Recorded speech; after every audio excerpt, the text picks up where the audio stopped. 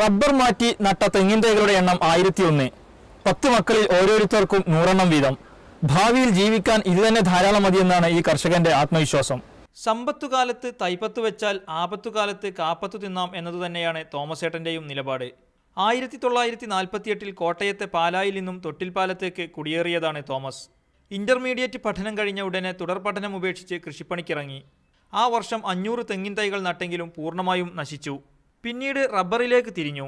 6.5 പതിറ്റാണ്ടിനു ശേഷം ഇനി തുണക്കുക കൽപ്പവൃക്ഷം തന്നെയെന്നു കണക്കുകൂട്ടിയാണ് റബ്ബറിനെ ഉപേക്ഷിച്ചത്. സാധനം ഷോർട്ടേജ് വരുമ്പോൾ വില കൂടും. അപ്പോൾ തേങ്ങയ്ക്ക് ഇപ്പോൾ ഷോർട്ടേജ് ആയി തുടങ്ങിയിട്ടുണ്ട്. തമിഴ്നാട്ടിലൊന്നും പറഞ്ഞ ഉൽപ്പാദനമില്ല, നമുക്ക് തന്നെ കേരളത്തിൽ ഉൽപ്പാദനമില്ല.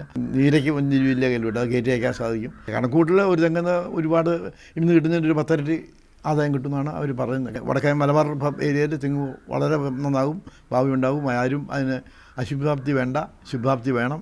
റബ്ബർ മരങ്ങൾ പൂർണ്ണമായും വെട്ടിമാറ്റി. എക്സ്കവേറ്റർ ഉപയോഗിച്ച് നിലം തെങ്ങിൻ കൃഷിക്ക് അനുയോജ്യമാക്കി. കാട്ടുമൃഗങ്ങളിൽ നിന്നും തൈകൾക്ക് സംരക്ഷണം നൽകാനും സംവിധാനം. തേങ്ങയുടെ വിലയിടിഞ്ഞു നിൽക്കുമ്പോഴും കർഷകൻ കുത്തുപാളയെടുക്കുന്നെന്ന് പറയുമ്പോഴും തന്നെയാണ് ആശങ്കകൾ ഏതുമില്ലാതെ ഈ കർഷകൻ റിസ്ക് എടുക്കുന്നത്. ക്യാമറ പേഴ്സൺ CP അനിൽകുമാറിനൊപ്പം നജാത്തുള്ള, മീഡിയ 1, കോഴിക്കോട്.